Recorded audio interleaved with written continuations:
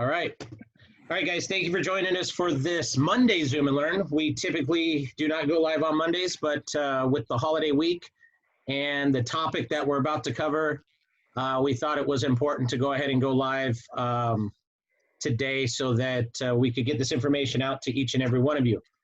Our speaker today is Mary Jane Morris with Grant and Escrow, and she is going to be covering the DOJ versus NAR settlement and how that affects you as an agent or broker or anybody else that may be in the industry. So, Mary Jane. Hi, everybody. Thank you for taking time for me on a holiday week. We did have nothing planned for this week and to let you guys go off and do what you want with your families. But this third leg fell on Friday and Thursday or Friday that talked about the Department of Justice antitrust lawsuit settling with the National Association of Realtors. We're going to talk about all three of the pieces recently that have happened, but let's start with the Department of Justice. So the Department of Justice filed a lawsuit, and almost simultaneously, there was a stipulated settlement, which means they've been working together behind the scenes, probably related to COVID. In fact, I had expected and have said on this class previously that the settlement of this case would probably not happen during because of COVID, because he couldn't get in a courtroom. But apparently it was just too important and it needed to get done. And so the first thing I want to talk to you about is in my long career in real estate, in my 40 years that I've been watching the industry from a kid now to an old lady, the National Association of Realtors has never lost. I've never seen them take on a big case about how leads are handled or anything and not come up a winner.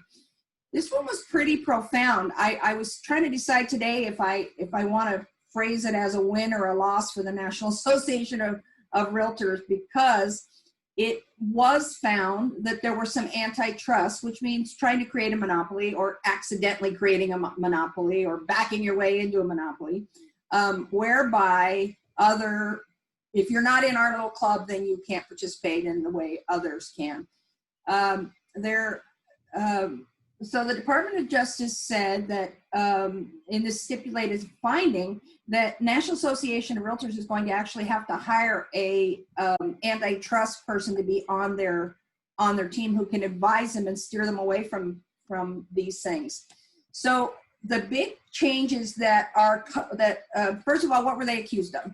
They were accused of creating a monopoly, price fixing, steering, but not in the way that we usually use the word, meaning using the MLS to be able to filter commissions that are low, so that you're not showing properties with a less than, realtors being taught not to show properties if it's less than, and that sort of thing.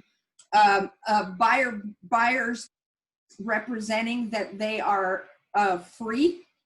That there's no cost to the buyer. That is not true, has never been true.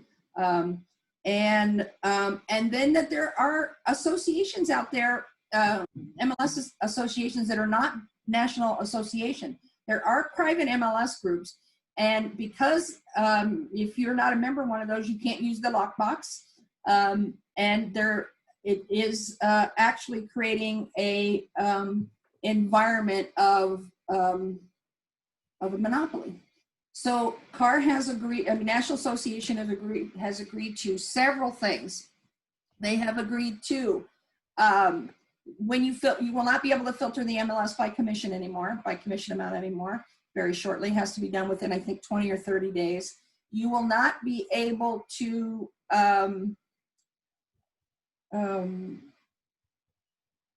say that the buyer's agent is free anymore. There's actually going to be a rule against that.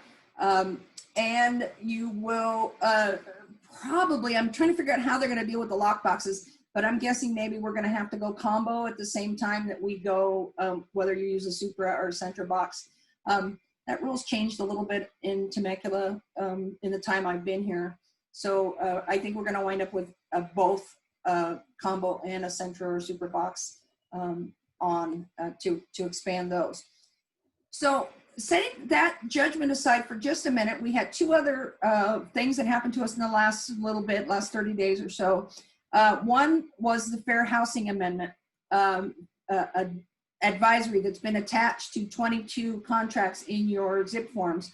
And it may seem, and we've taught a class on this, that this is just another one of those forms that, and by the way, it is loaded ahead of the contract. So I don't know if you guys noticed that agency and those things are loaded in level of importance. So the Fair Housing Addendum is ahead of the purchase contract. And what it intended to do was, the United States only has 9 protected classes for fair housing. The state of California has 22. So the law says the more restrictive rules must be followed, and therefore for California will be the more restrictive rules. Now, one of the things that came out of the Fair Housing Amendment was the idea that buyers' love letters, or the love letters that buyers write to sellers, should be frowned upon, and that procedure should be shut down. It was not made illegal.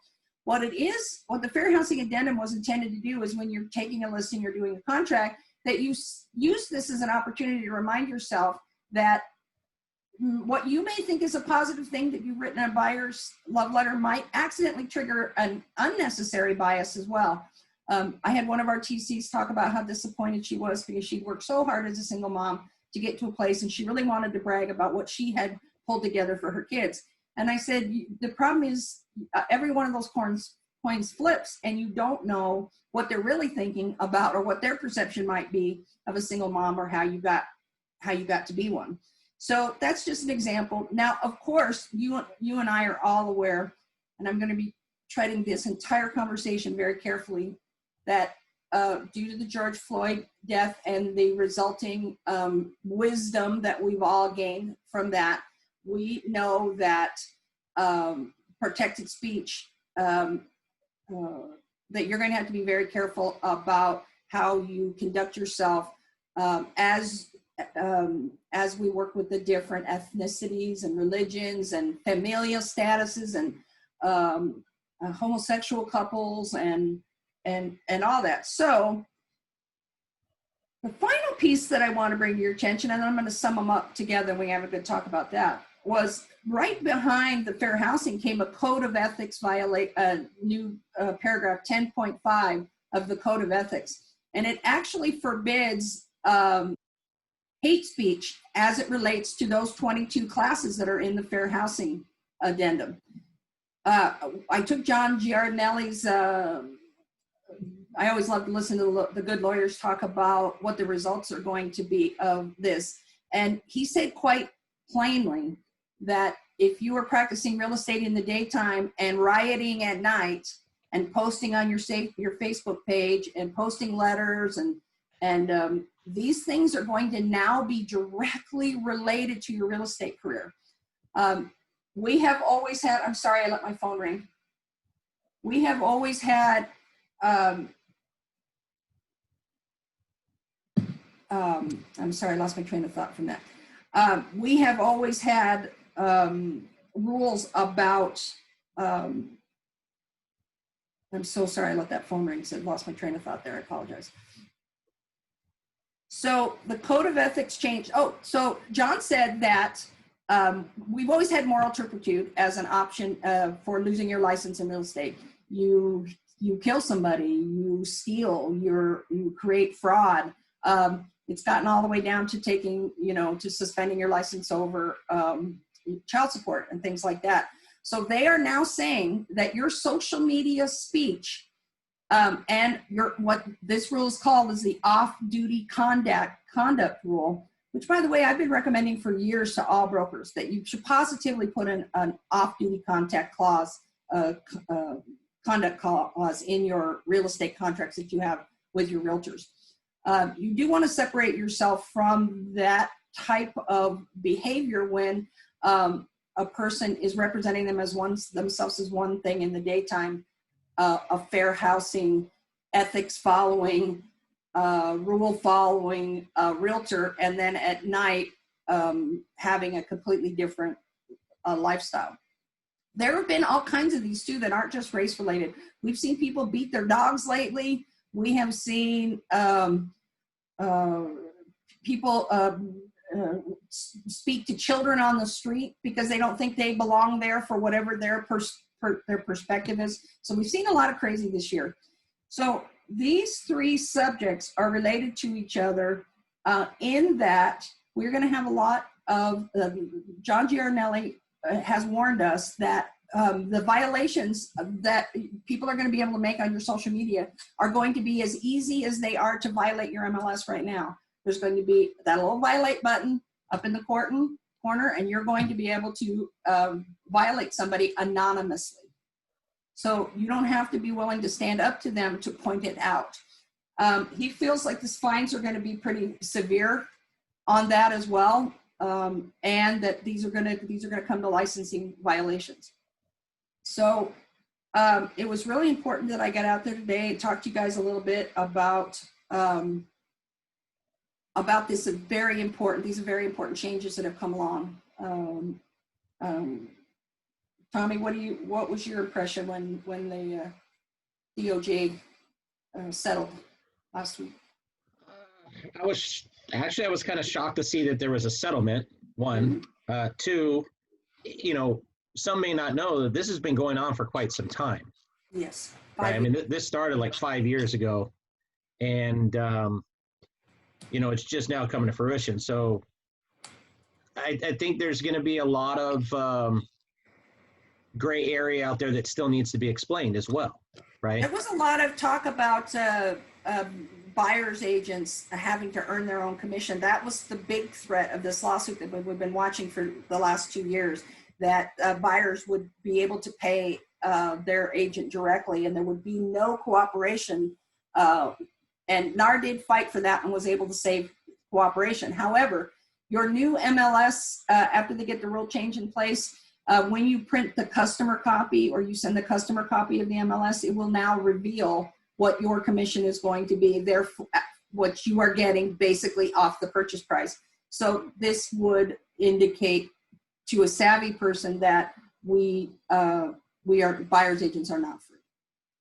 There is no. And I don't think it's the notion that, people were saying, hey, I don't get paid for my service on the buy side and I'm free. It's the notion of selling it to a buyer that says, my services to you from me, they were probably saying are free because I get paid from the seller. Right. And even that would be walking a fine gray area line at this point now, right?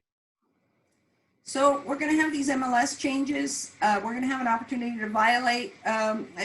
John talked a little bit about the free speech. I'm not an expert on that, so I'm going to be, again, this is one of the places where I'm going to tread lightly. But he said that he read us the First Amendment, and it said that the Congress shall make no law. It does not say that all speech everywhere, like yelling fire in a movie theater when there's no fire or creating riots and things, are not necessarily protected speech. I'm not going down this road as far as whether you believe or don't believe his interpretation of it. This is the exact answer he gave as to how they can tell a licensed professional what they can post or deliver to the world that violates their fundamental oath, which is to the fair housing, to antitrust, and to fair play. So it was one of those things on Friday when I realized what it all had come together. I called Tommy right away and said we should pop on before the holiday, and because I think this should be talked about. And I'm not sure that most of us, even those of us who are watchers of these sort of things, had linked up these three until that DOJ settlement popped on Friday. So, like I said, I can't quite say that the National Association of Realtors won this one. They did protect our MLS and the compensation method that we're getting now. However, I think it's going to be addressed again. In fact, I was pretty sure I was going to see that they were going to separate buyers' paychecks, buyers' commissions from the listing and have us stop cooperating, which is what they really want us to do. They believe that every buyer would be able to negotiate directly with their agent and perhaps save some money that way. I talk to Tommy a lot about what we'll still see in the remainder of our career. You know, we've got 10 years or so left, and most of us are going to be able to finish our career with it somewhat looking like it has looked for most of our lives. For those of you who are younger, who are more politically aware, who are going to be in the business more than 10 years, I believe we're going to see a complete change in the way real estate's being practiced over time. The good news is that a camera has never replaced your own eyes, no matter how good the pictures are or how live the video and that sort of stuff. I think a lot of this one too is, you know, NAR picked a battle, right? They said, okay, let's pick our battles and let's find a way to kind of get out from under this lawsuit, because ultimately, if they didn't, you know, you kind of look at it in a perspective of things have been this way for so long. What would it look like if a ruling came down and said the seller no longer has to pay the buyer's agent's commission, and that would fall solely on the buy side? That would really turn the profession upside down on its head real quick. And I think, you know, from their perspective, as you look at that and you say, I think we have to pick our battles. You know, where do we really want to see things going? And it's a give and take. And as you saw from, if you read through this, and those that are watching on Facebook, Mary Jane will post links to some of the documents and stuff in the comments of the Facebook posting. But those either are on the Zoom, they're in the chat, and you can download them from there. But if you read through the information, you'll kind of get a better perspective of what they did and why they did it, right? Ultimately, they picked their battles and said, what do we really want to push the envelope on, and what is not worth pushing the envelope on? I wanted to, I couldn't help when they were talking about your off-duty behavior and the people who rant on Facebook and that sort of stuff and have, you know, licensed day jobs, I couldn't help thinking that we should call it the Karen rule. That you're not going to go out there. You're not going to be able to go out there and as a licensee. Especially the other piece of this we talked about recently was the Department of the DBO that changed from DOC to DBO and now has changed to a name I can barely even remember now, but I taught the other day. It's got 4 acronyms. They just changed the name again. They're actually going to be a watchdog group, and they're going to be hunting these things down. It's very there's changes are coming. I just thought that as we went into the new year, you guys might want to be up to speed on what your industry is doing and not close the year out without knowing about these things.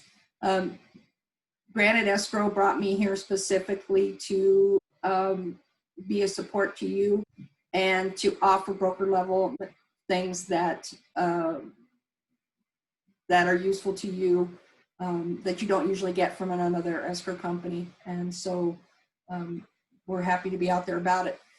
Really briefly, just another note that came up is we are for sure getting the new contract next December. That is a complete rewrite top to bottom, including the 70 forms that are mentioned either in it or the forms mention the RPA. So we'll be getting new contracts as well. And so I think we were all grateful. I love teaching new contracts, and I know Sam does too. So it's every time they change a contract, it's just an opportunity for me to demonstrate how much I care and how much we want to take good care of you. But I have to say we were grateful we didn't have to do it this year because it would have been very, very difficult. But it looks like we will be doing it next year unless coronavirus does not get better by summer and fall as we anticipated.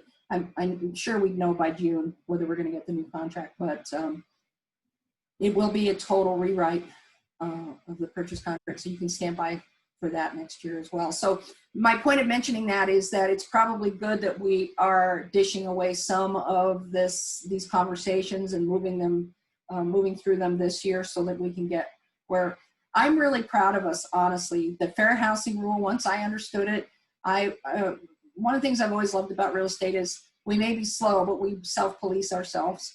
We eventually, even the team leaders that are breaking all the MLS rules and not letting people show whatever their things are.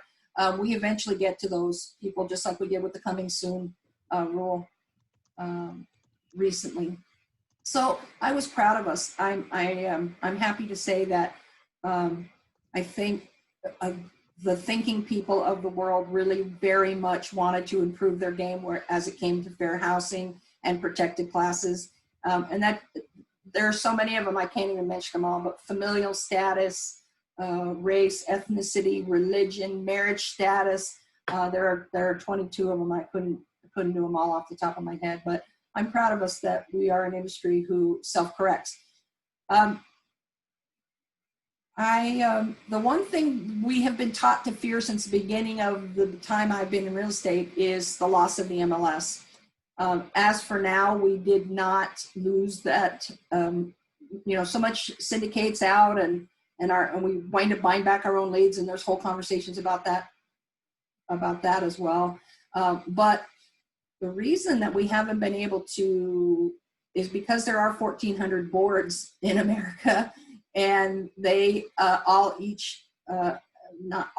many of them have their own MLSs, and it's been very difficult to bring everybody onto the same page without them all being part. And so I can't help but think that the National Association of Realtors is standing for all of us now.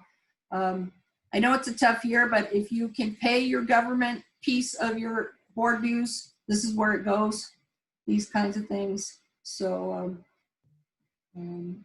I think it was very important for you guys to know that the FHA, the fair housing, the settlement with the DOJ, and the code of ethics will probably sum it up for this year. It's a lot to take in, but it's very they were very important subjects, and I'm glad that we're addressing them, even if we aren't totally evolved into them for now. So I'd say we can open it up for any questions that the peanut gallery has on the Zoom. If you're watching live on Facebook, you can leave comments on the live there, and Mary Jane will answer them after the Zoom, as we're not monitoring those at this moment. But or you can also put them into the comments on the Zoom, and we'll answer them. Those that came on late, there are some files in the chat. If you don't see them, please pipe in, and I will repost them in the chat. But those are pertaining to all of the settlement information that took place that was posted on Friday.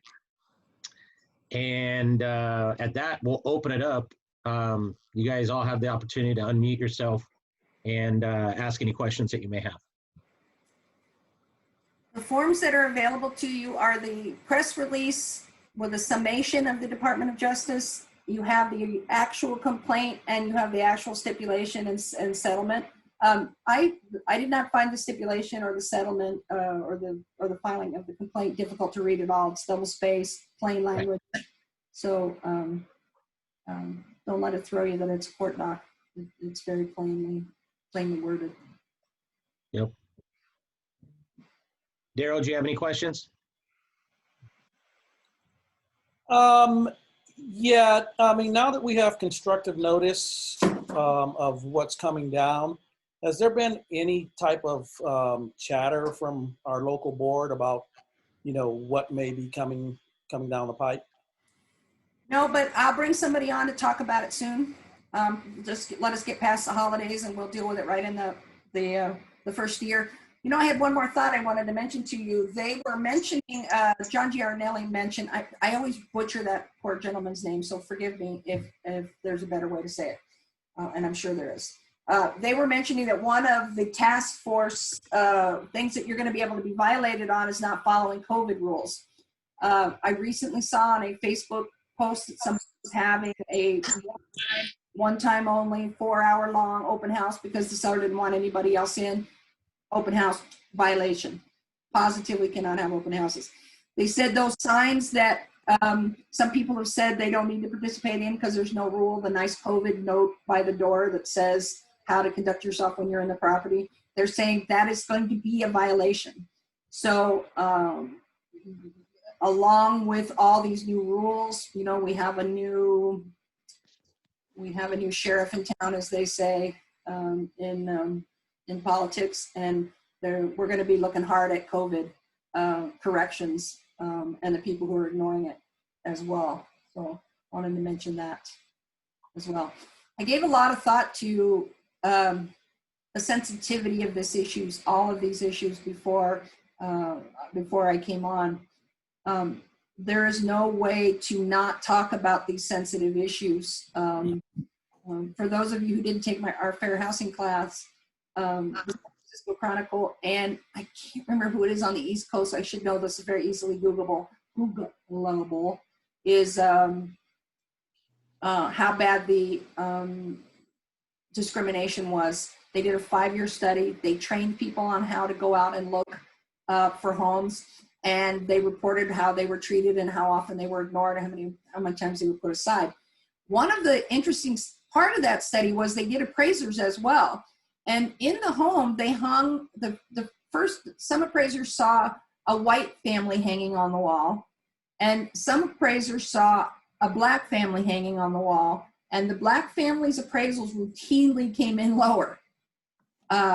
Without a doubt, this has been proven. So if you take time to watch those videos, because a lot of that was videoed as well, a lot of the natural in back and forth between people where you decide that you're not their cup of tea or they're not your cup of tea for whatever reason other than real estate, was very sobering to watch. And I think we're evolving not only as a nation, but as an industry. And I hope that you guys will feel some sympathy for me having to bring this level of talk to the table, but it is very important that we evolve and then follow the rules as they come, and then watch for the new rules that are coming that may change the industry as a whole.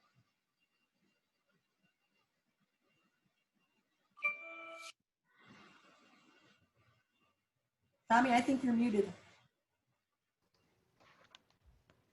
Yes, for some reason I did get muted. Any other questions pertaining to today's discussion? Okay, again, there are some files that were put in the chat. If you don't see them there, I'll stay on after, pipe in, and we'll get them to you. There's a link in the chat where you can find all the recorded Zooms that we've done, the Zoom and Learns. There's been a couple of them. If you missed last week's where we discussed a lot of the new rules and regulations that are coming down, there was talk about Prop 19 and how that's going to replace Prop 60 and 90, et cetera, amongst other conversations that we had and other regulations that were passed. Feel free to go and watch that. That is posted as well. And again, Mary Jane, thank you for your time and your knowledge and everything that you're doing for us. It's greatly appreciated. And we will not have a Zoom and Learn this Wednesday because of the holiday week. We will be back with our next Zoom and Learn on December 2nd. And we're going to have the the CRMLS. Talk about, she's going to give a tour of your homepage and all the free things that are, and you, honestly, some of them you're going to wish you clicked on. And so she's really good. And maybe since we're kind of on that we're dealing with the board and the CRMLS also, maybe I'll see if I can get somebody to sneak in and talk to us about what the board's hearing about implementing the new Yeah. rules. Yeah, it'd probably be a good time for that one as well. And then the next couple weeks after that, on the 9th, we have procuring cost. And on the 16th, we have new forms. Procure and cause is a subject that I get asked about the most. It is the most heartbreaking conversation I have with realtors because they've lost a client. So I want to get that one on tape so that you have some place you can listen to it a little bit, and then I can share it when that question comes up, because it's a bigger question than yes, you were the procuring cause or no, you weren't. Very important to talk about that. All right. Well, with that, again, this was broadcasted live on Facebook on Mary Jane's, I won't call it page, but on your wall. So you can always go there and ask questions and find her there as well. But yeah, again, thank you for your time. Hopefully this shines some light on the subject. This was all new stuff that came down late mid-morning Friday. So it is all still new. There's not a whole lot of talk out there about it yet, but I'm sure as the weeks go on, as we get closer to the new year, we'll probably start hearing a little bit more about this. So you have a little bit of insight of what's to come. All right, we're grateful to you all. Sam, I saw your question. I'll reach out to you after. And Tommy, thank you. Everybody have a wonderful Thanksgiving and stay safe. And please think of Granite Escrow and California Title for your orders. Absolutely. Thank you, guys. We appreciate you. Have a wonderful rest of your day. Thank you.